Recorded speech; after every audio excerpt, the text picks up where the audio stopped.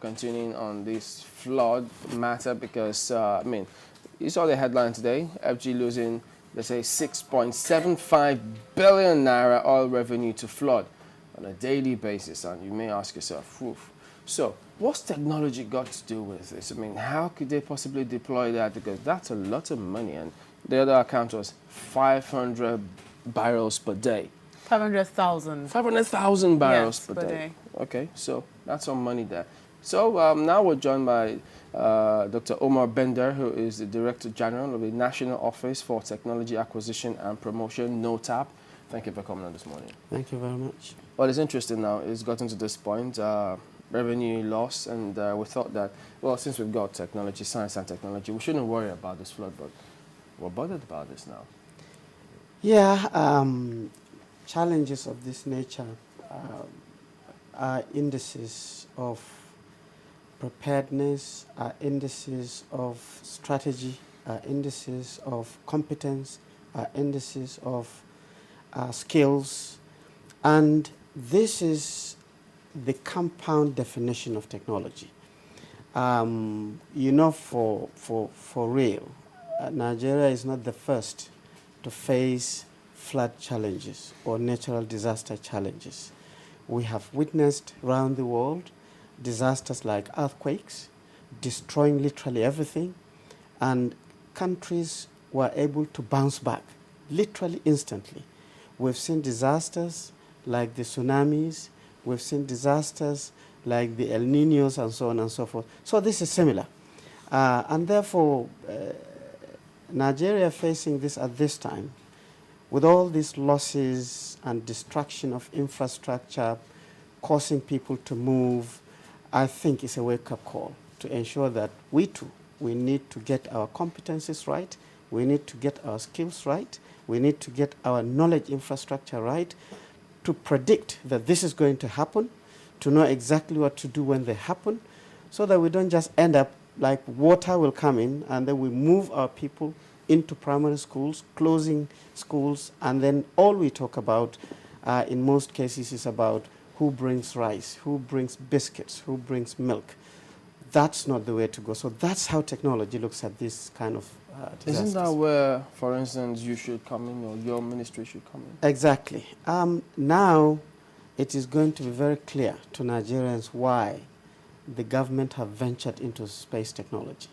Space technology with Earth observation satellites, with communication satellites. These are facilities, literally, of cameras in the skies looking down and deploying knowledge to predict when are you going to have winds, when are you going to have effects of temperature, when are you going to have effects of flood, and then plan what to do. So this is how agencies like ours and our ministry, working in partnership with many other sectors, to ensure that things like this are controlled and are controlled very, very well. But, you said that this is where Nigerians will know that, or the reason why the government had to do that. The question will be, we thought they did that last year. How come you didn't say it coming this year? Well, this is it. You see, let us take the instance of launching Earth observation satellites, linking it to floods. Mm-hmm. All right? This is a venture that requires a lot of money. Not just a lot of money to acquire the hardware and the software, but a lot of planning to ensure that you build up the skills and the necessary competences to manage the technology. At the point when all this started during the Obasanjo era, many people couldn't understand why. Why are we doing this? But I can tell you, because we have this facility, when we had the Ibadan floods, they were able to actually showcase the extent of damage or the extent of coverage of the water because we have the facilities. Now, the next thing to do is, what do you use these facilities for? This is where synergy comes in. The space technology or the Ministry of Science and Technology cannot have all the engineers, all the water experts, all the land preparation experts, all the canal building experts in one place. And therefore, this is, as I said before, is a wake-up call. Is a wake-up call to the transformation that we are on now. Transformation meaning that we have to think differently. We have to do things differently. Differently means things like this shouldn't happen in Nigeria, but they have happened. and nobody can tell you that they will never happen again. But I can tell you, if we come together with even what we have already, it means that next year we will know, why did this happen? Is it part of the global warming mechanics? Is it part of just Cameroon unleashing its water because their dam was going to break down, and so on and so forth? And then plan, what do we do if this happens again? This is now the next level. And all this depends on the technological competence. But sorry, a host of people will say that we're also leaving out now that this has happened, what can we do? Yes.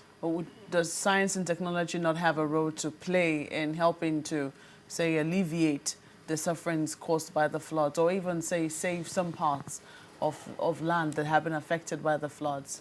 You see, technology is not machinery. Technology is not just equipment. Technology is the mental strength to actually see the past, the present, and the future and know what to do. So this has happened, and it is actually a national disaster.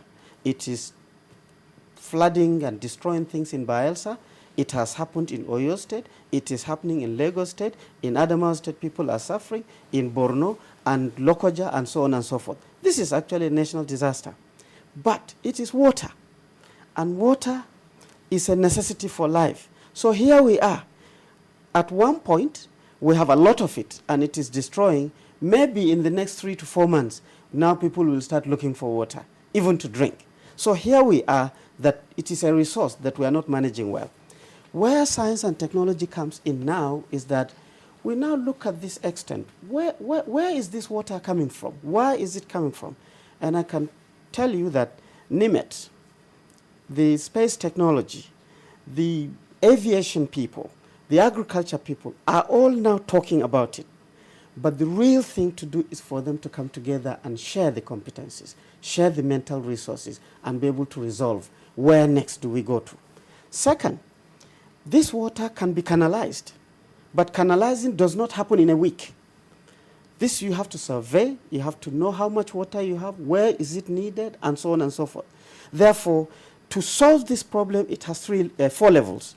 There are immediate things to happen, which is what we are seeing now. We are seeing people contributing to alleviate the suffering of the people, going there with food items, making sure that we provide makeshift housing, and so on and so on. These are immediate, but certainly this is not the total solution.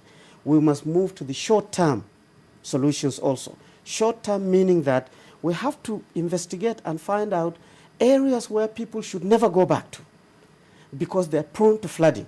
If you allow them to go back to those areas, it will happen again, and you go back to the short-term things. Then you have to go to medium-term things. Medium-term things meaning that if water is a lot, like the Minister of Agriculture is talking, we have to turn this threat into opportunities, making sure that we drag the water to areas where there is no water before and be able to convert the areas into agricultural lands.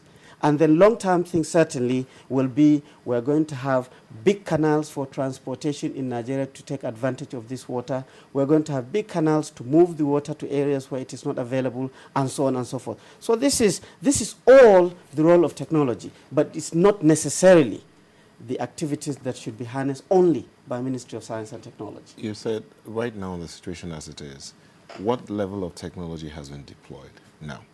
You said something that so far, NIMET, the Ministry of Agriculture, and indeed all the agencies are talking. What level of technology has been deployed? Has a survey even started?